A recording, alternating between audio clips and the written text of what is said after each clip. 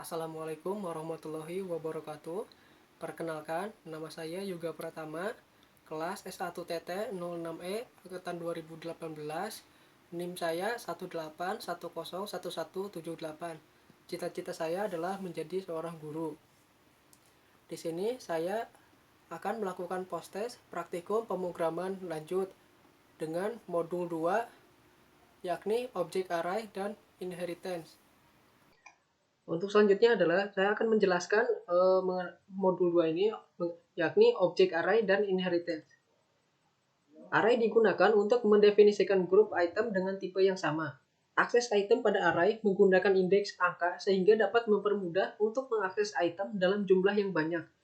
Array pada PBO juga dimanfaatkan dalam mendefinisikan objek dari kelas yang sama dalam jumlah yang banyak. Untuk format pendeklarasinya yakni nama, kelas nama, objek, kemudian jumlah array. Kemudian ada pewarisan atau inheritance. Merupakan salah satu fitur yang paling powerful dari PBO setelah fitur kelas itu sendiri. Inheritance adalah proses pembuatan kelas baru yang bisa dipanggil sebagai kelas turunan atau derived class dari kelas induk atau base class. Kelas turunan mewarisi seluruh isi dari kelas induk, tetapi dapat menambahkan kelebihan dan perbaikan dari kelas induknya. Kelas induk sendiri tidak mengalami perubahan selama proses inheritance itu sendiri. Nah, di sini juga ada contohnya di mana kelas induk memiliki fitur A, B, dan C. Kemudian ada kelas turunan di mana memiliki fitur D. D ini didefinisikan sebagai dalam kelas turunan. Kemudian fitur A, B, dan C ini didefinisikan sebagai dalam kelas induk, tetapi dapat diakses dari kelas turunan. Jadi untuk fitur A, B, dan C ini bisa diakses oleh kelas turunan karena meskipun dia ada di kelas induk. Kemudian ada kelas induk dan kelas turunan. Format akses untuk terhadap kelas induk yakni kelas nama, kelas turunan, (2) akses, specifier, nama kelas, dan induk. Format penulisan kode program untuk memanggil member data atau fungsi pada kelas induk dari kelas turunan yakni nama, kelas induk, (2) nama, member fungsi, buka kurung tutup kurung, garis miring, data, titik koma. Kemudian selanjutnya, program dalam PBO dapat digambarkan dengan menggunakan Unified Modeling Language atau UML. Keuntungan dari penggunaan UML ini adalah untuk mempermudah perancangan program dan mempermudah orang lain untuk memahami bagaimana program tersebut bekerja. Di sini ada orang tua, di mana orang tua adalah nama kelas induk, A sebagai member data, beri ini sebagai member fungsi. Yang bawahnya ini untuk anak sendiri itu adalah sebagai nama kelas turunan. Kemudian B sebagai member data dan terima itu sebagai member fungsi. Kemudian ada access combination.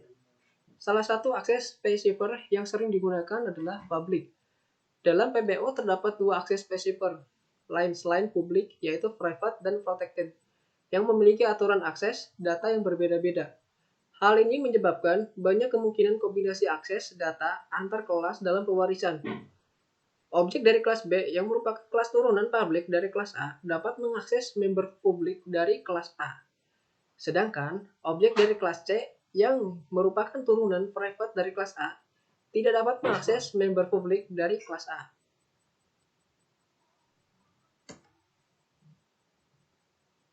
Kemudian ada multiple inheritance. Multiple inheritance adalah penurunan kelas berjenjang dari satu kelas ke kelas lain. Misalkan kita memiliki kelas A yang diturunkan kepada kelas B, kemudian kelas B ini juga diturunkan kepada kelas C, sehingga sudah terjadi sebuah multiple inheritance.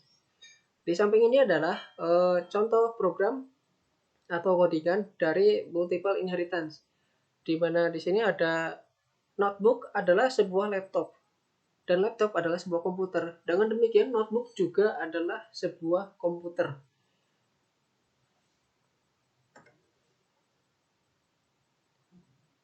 Suatu kelas dapat memiliki lebih dari satu kelas induk.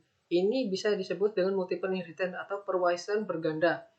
Multiple inheritance ini digunakan ketika ingin menggabungkan dua atau lebih kelas induk dengan satu atau lebih kelas turunan. Hal ini terjadi karena tidak semua kelas turunan membutuhkan kelas induk baru.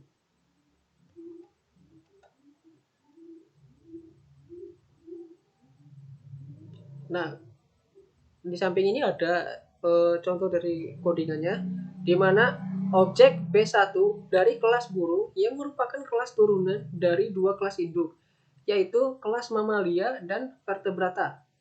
Ketika objek B1 dari kelas burung didefinisikan, konstruktor dari kelas induk mamalia bekerja secara otomatis yang melihat dari output program mamalia hewan yang melahirkan. Hal ini menunjukkan bahwa objek dari kelas turunan burung dapat memanggil fungsi pada publik kelas induk mamalia. Objek B1 juga berhasil memanggil member fungsi. Ciri dalam kurung dan tutup kurung dari kelas vertebrata. Hal ini menunjukkan objek B1 dari kelas burung mewarisi member pada publik kedua kelas induknya. Untuk selanjutnya, saya akan mempraktikkan programnya. Masuk ke program yang akan saya praktikkan. Terlebih dahulu saya akan menjelaskan mengenai flowchart dari program tersebut.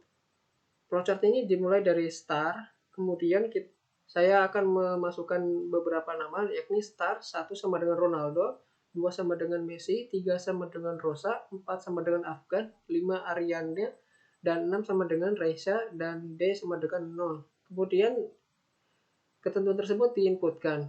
Nah, di sini jika D lebih dari I dan D kurang sama dengan 6. Nah, di sini saya menginputkan nilainya 1, 2, 3, 4, 5, 6. Jika nilai I lebih dari 6, misalkan 7, maka langsung akan finish. Di sini langsung no. Karena dan langsung di print perintah sorry you haven't got a lucky star. Jadi misalkan nilai tersebut 7, 8, nilai tersebut adalah di atas 6, maka akan langsung di print perintah tersebut dan akan selesai. Maaf, Anda belum mendapatkan bintang keberuntungan Anda. Tetapi jika nilai I tersebut kurang dari 6 atau sama dengan 6, misalkan nilainya adalah 5, maka akan langsung yes, lanjut. Kemudian start D-1 dan kemudian akan muncul print bintang keberuntungan Anda adalah star, kemudian finish. Nah, untuk selanjutnya di sini saya akan membuat programnya, mengetik ulang dari awal, di mana program yang sebelumnya sudah dijelaskan dalam flowchart sebelumnya.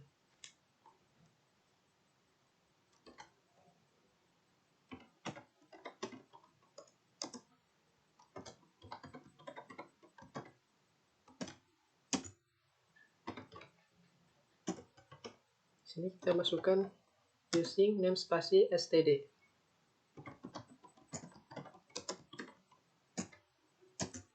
Kemudian kita masukkan int main.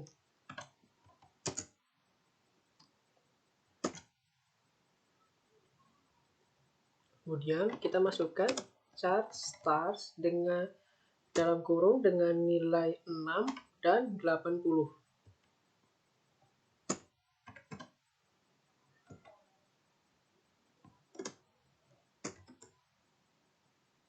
Nah, di sini saya akan memasukkan inputan nama-nama yang telah disebutkan dalam flowchart sebelumnya, seperti ada Ronaldo, Messi, Rosa, Afgan, Ariana, dan Raisa.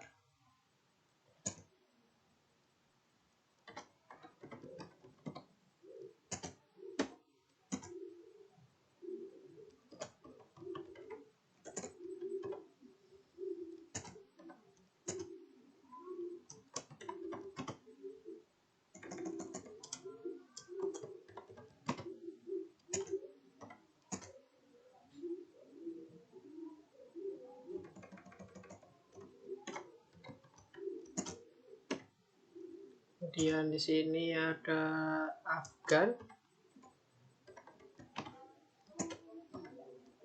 Kemudian ada Ariana. Dan yang terakhir ada Raisa.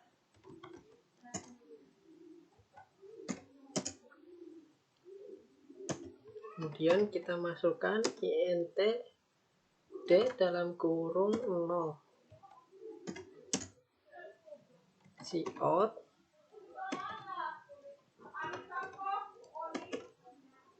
Nah, di sini kita akan masukkan yang nantinya akan ditampilkan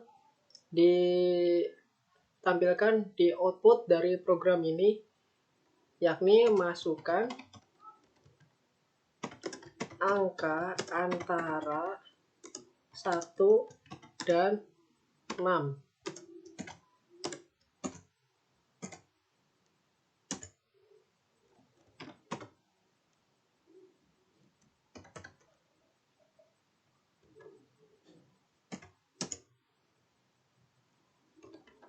Nah, di sini if d lebih dari sama dengan 1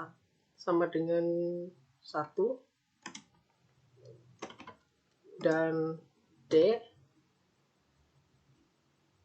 kurang dari sama dengan 6.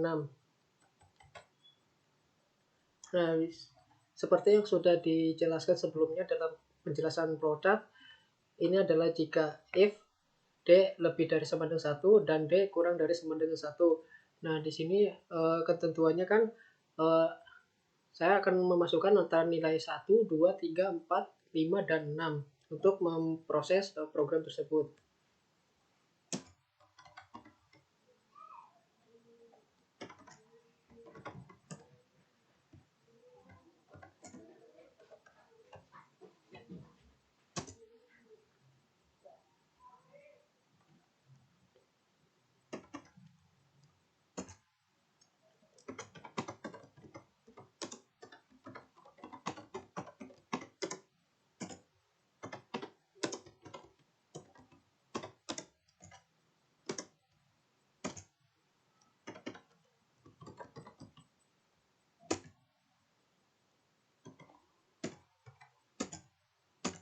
Nah, di sini ada bintang keberuntunganmu adalah. Nah, di sini saya memasukkan perintah atau output bintang keberuntungan Anda. Kemudian else cout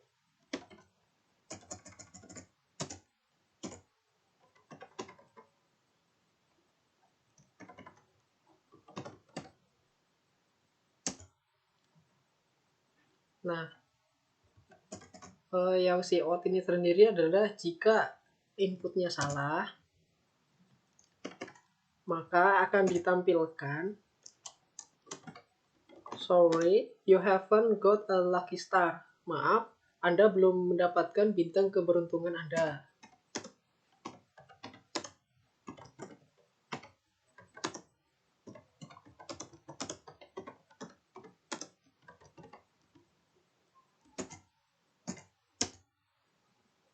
Kemudian kita ketikkan cout.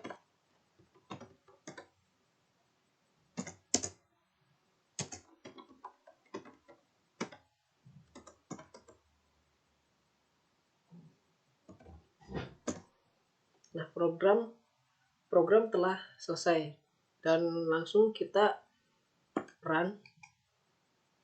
Nah, di sini telah tampil output dari program yang telah saya jalankan, di mana ada masukkan angka antara 1 dan 6. Di sini misalnya saya akan memasukkan angka 2. Maka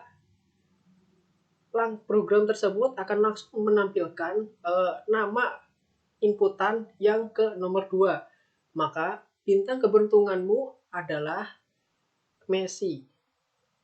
Dimana sama di sini adalah kita masukkan nama Messi itu yang kedua. Yang pertama Ronaldo, yang kedua Messi, yang ketiga Rosa, yang keempat Afgan, yang kelima Ariana, dan yang keenam adalah Raisa.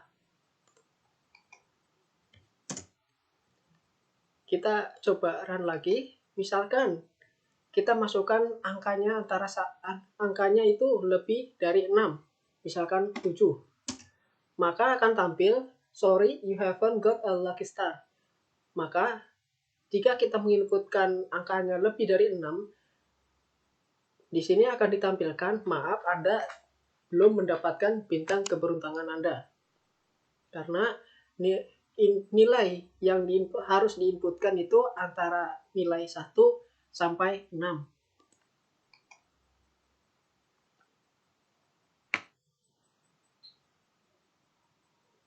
Sekian penjelasan post-test pemrograman lanjut dari saya. Mohon maaf apabila masih banyak kesalahan, baik itu dari pemrogramannya ataupun dari kata-kata saya. Sebelum mengakhiri post-test ini, saya akan memberikan satu quotes, yakni quotes-nya adalah jangan bilang gagal jika kita belum berusaha semaksimal mungkin. Terima kasih. Wassalamualaikum warahmatullahi wabarakatuh.